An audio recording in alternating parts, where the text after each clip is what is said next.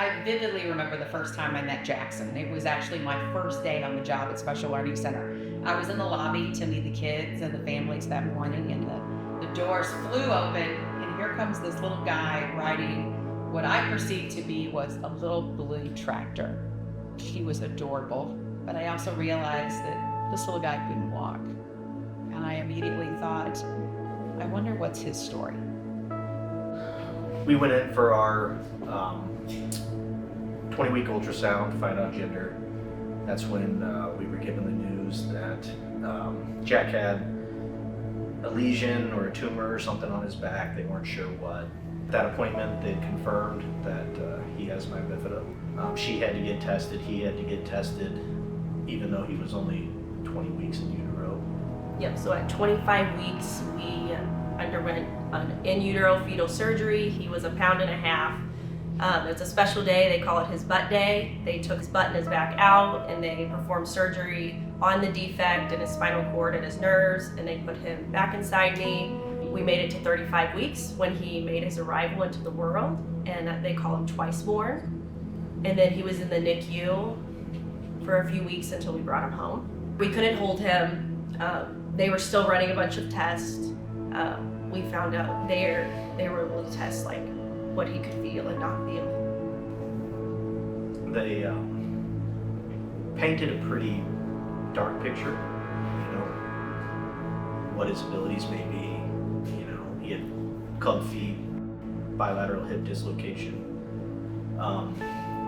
One of the reasons for the surgery was he had a Chiari 2 malformation, so his brain was getting pulled down into his spinal column by the defect, which is hanging out of his back. And so that was one of the big reasons we went with surgery, was to reverse that, and it successfully did. And his brain grew back up into his skull and developed how it should have. They said he'd never walk. They weren't sure how functional he'd be mentally, cognition. And those were all questions that we had no answer to. I had a friend in college who worked at the Special Learning Center. And so when she found out about this, she let me know, like, you need to reach out to the Special Learning Center. And so we reached out. We already knew like we'd be set up with first steps through the Special Learning Center when we brought him home. We got on the daycare list. So it was great to already have a place in care for when we go back to work full time.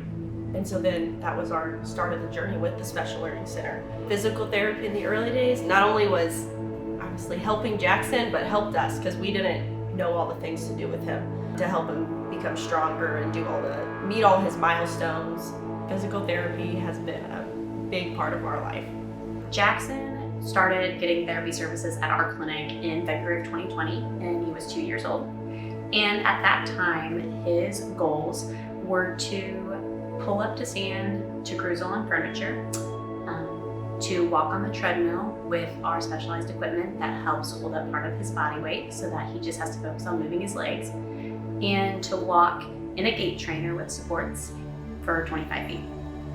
Jackson, if he gets going, he is very self-aware. So he knows when things are hard, and he knows that I'm gonna push him, because if we do easy things, we don't make progress. So we have to try hard things. And half the time, I don't even have to give him the pep talk. Sometimes he'll look down and you just hear him talking to himself. And he's like, I have to work harder than other people, but I'm gonna do this. And he picks his head up and he does it. One of our staff was on the playground recording a video on her phone. This wasn't even a video of Jackson, but we happened to catch this incredible moment in his journey. Jackson stood up independently for the first time.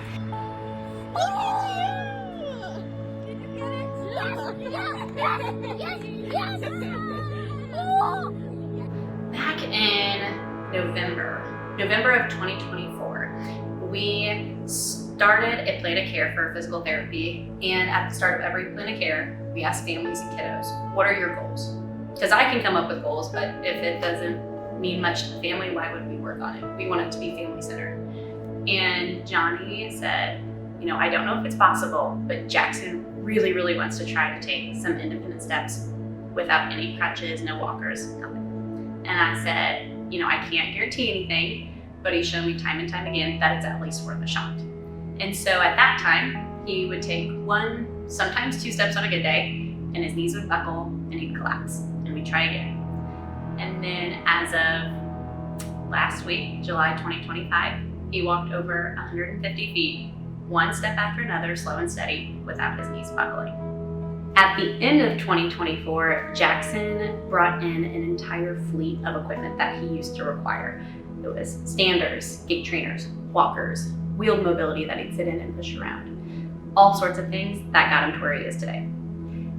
And so one of the little red walkers that he donated back to us was sitting in the hallway just recently, and we were working on him walking all by himself without his crutches. And he walks past it and he says, "Abby, is that my walker?" And I was like, "Yeah, but you don't need that anymore." And I have another little friend who's learning to walk using the same one. And the look on his face was the purest combination of pride in what he had done and just absolute excitement for what this little kiddo is about to do, just like him. Jackson's parents were told he would likely never walk, and now he's defying the odds. Jackson is just one of countless miracles here at the Special Learning Center. Our dedicated team of professionals change the lives of children. Early intervention services that we are able to provide completely change the outcome of a child's life. But it's those little ones, they do the hard work. That little red walker that sits in our hallway, it's waiting for the next child, the next miracle. And that child's miracle will be made possible by you.